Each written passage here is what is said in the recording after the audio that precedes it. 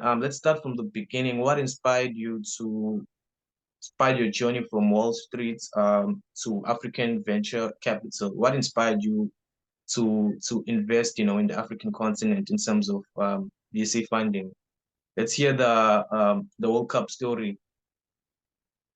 Yeah, I mean, I moved to South Africa in 2010. I mean, I was an investment banker on Wall Street for many years. I was at Lehman and I was at Barclays, and I came to South Africa.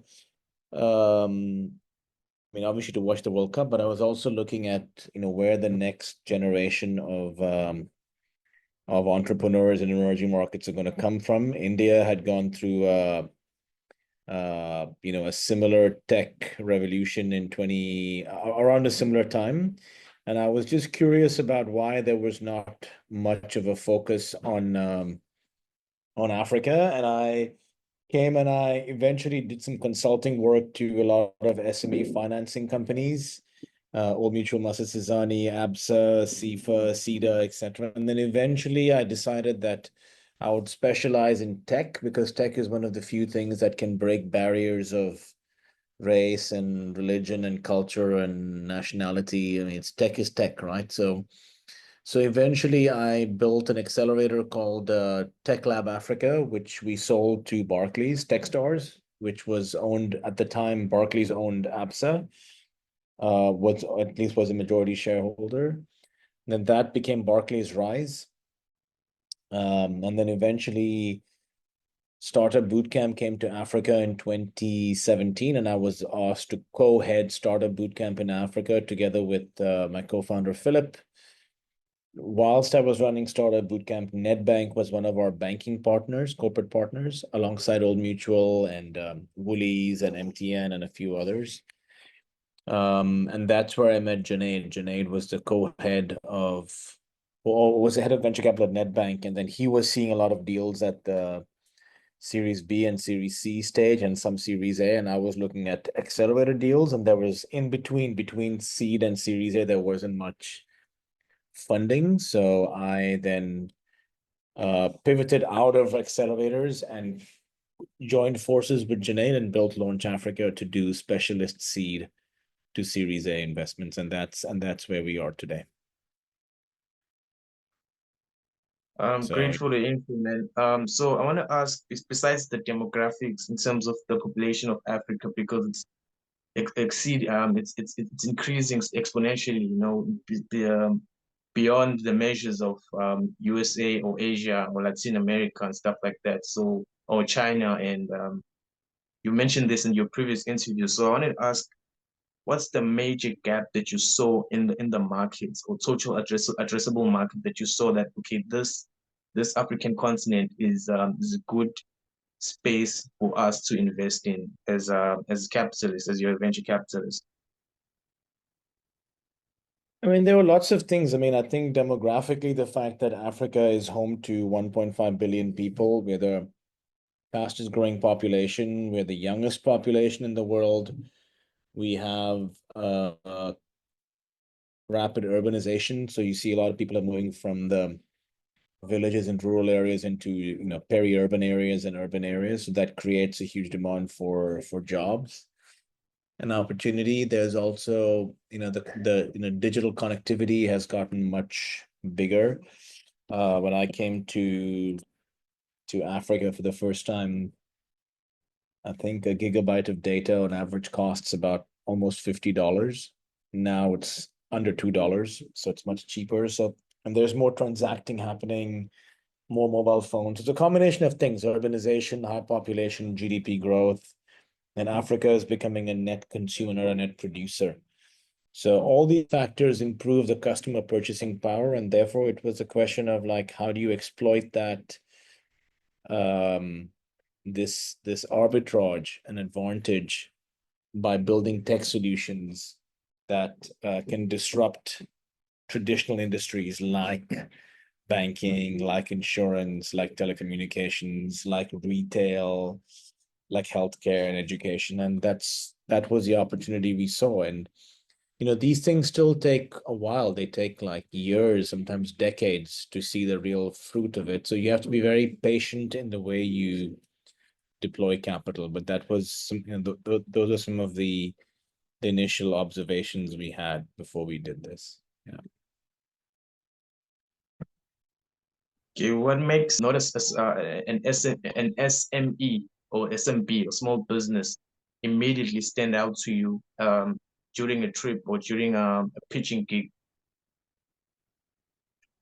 Yeah, I mean, we get these questions all the time. I mean, there are lots of things. I mean, it's too deep, it's too much to just answer in one sentence. But yeah, I mean, a good solid team is important. A team that has founders that are mentorable and coachable, that have industry experience, that understand distribution in corporates, teams that understand the importance of monetization early and not just building customer waiting lists without monetizing. Traction is very important.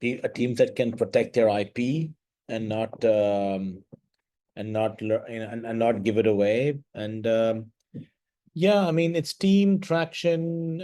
Timing is important. People that can time the market to know when an innovation is ready for adoption.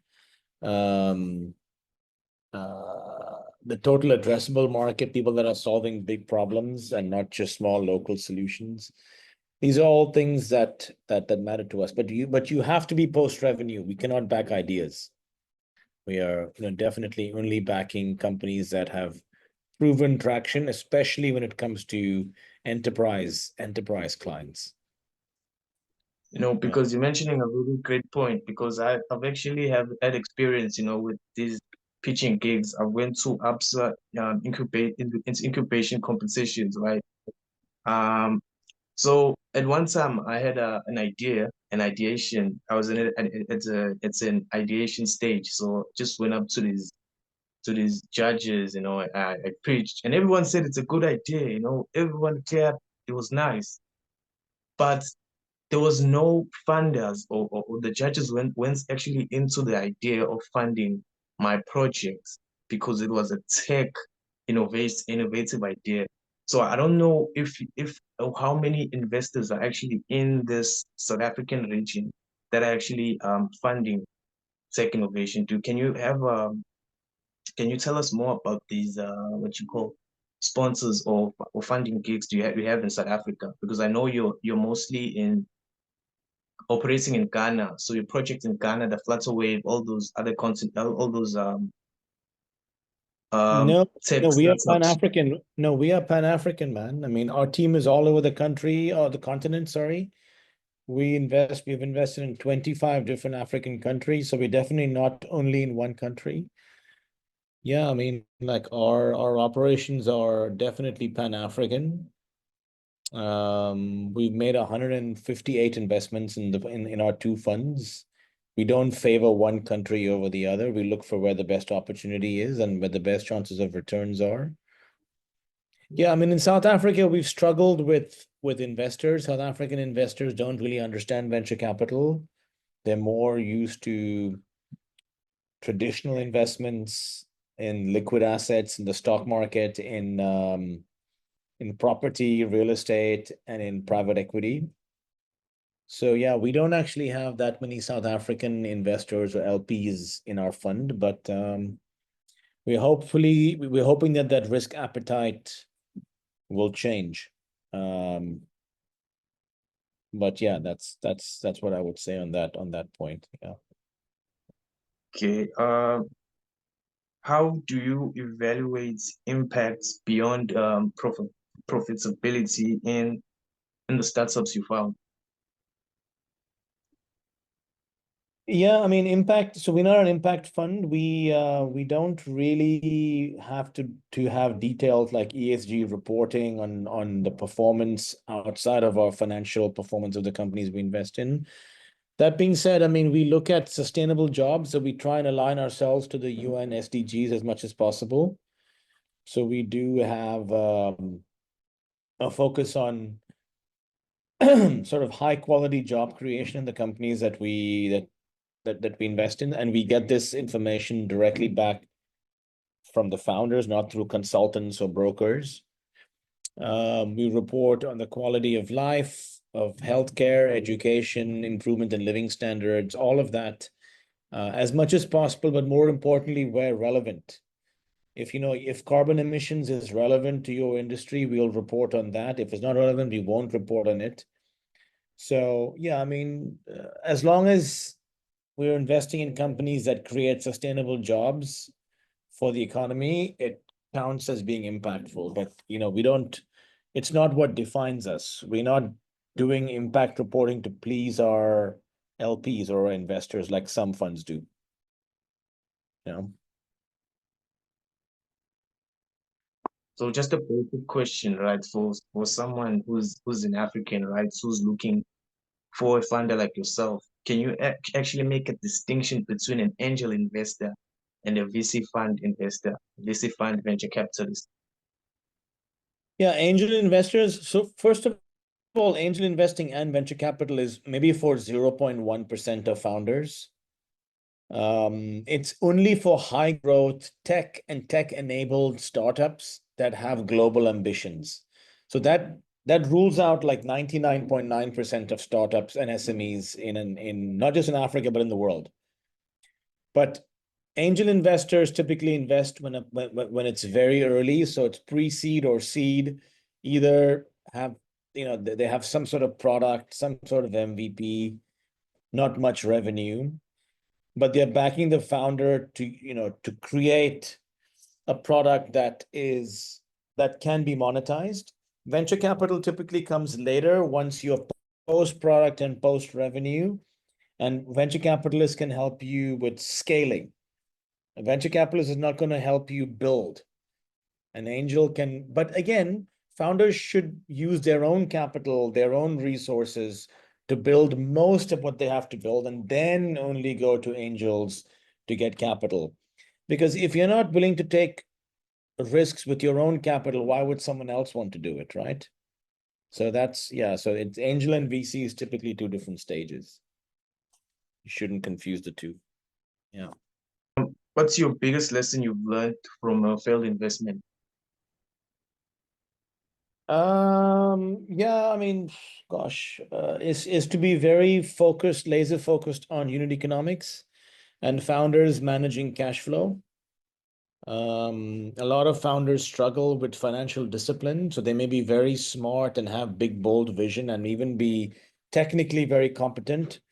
But the day your money runs out, that's the day your business shuts down. So financial discipline and cash planning is probably one of the biggest lessons that I've learned or we've learned from the investments we've made is you cannot back founders that don't have financial discipline. Yeah. Tweets one piece of life advice to every African youth, what would it be? And what legacy do you hope to leave behind, not just as an investor, but as a builder of the continent's future? Yeah, I mean, I would say like as a founder, like build something that your customers take delight in and really have satisfaction in, and don't just build something because you're trying to sell a product or push a solution down someone's throat. Um, if you keep your customers' um, end goal in mind, then you will often iterate your product or modify your product to suit your end customers' needs. And founders that build stuff like that are often solving much bigger problems than just trying to sell something to make a living. Because most startups are basically lifestyle businesses, and they think that they're startups, but they're not. They're lifestyle businesses and they're family-run businesses that don't need venture funding. So if you put your customers' needs first, then you have the maturity to pivot and change your strategy in order to meet your customers' needs. That's one of my biggest pieces of advice that I will give. Yeah. And the legacy you hope to leave behind for the Yeah. African continent. Yeah, I mean, the legacy I would like to leave behind is the fact that Africa should not be seen as just a continent that is deserving of aid, philanthropy, and charity on one extreme, and then the other extreme is like minerals, mining, oil and gas, power, utilities, basically extractive industries.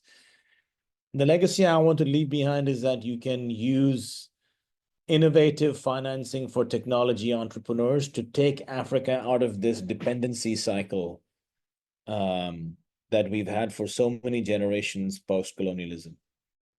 So, and I want to see more African families and Black African and family offices and investors investing in their own founders. Right now, you see most of the money coming into Africa is European and American and Asian capital. I want to see more local funding for local entrepreneurs. Yeah. Thank you so much for this, man. It was an honor speaking to you today. Thank you, Langelihle.